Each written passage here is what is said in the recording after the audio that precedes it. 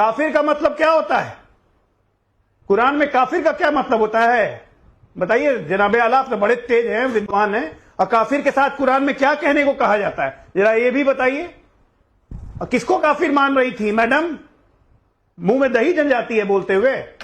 सही को सही कहना, गलत को गलत कहने में दिक्कत है आप लोग को। देखिए, आज से 1400 देखिए ये बहस का विषय है ही नहीं, लेकिन फिर भी अगर आपने पूछ लिया है तो 1400 साल पहले जब इस्लाम आया और कुरान अल्लाह की तरफ से भेजा गया, तो जहां पर कुरान आया और जहां इस्लाम आया वहां हिंदू नहीं थे, और हिंदुस्तान में भारत में इस्लाम नहीं आया। तो जहां इस्लाम आया, जहां कुरान आया, वहां अजय आलोक जी ना आप थे ना आपके फोर फादर थे। तो कंफर्म हो गया है कि जो काफिर का जिक्र है वो हिंदुओं के लिए तो नहीं है,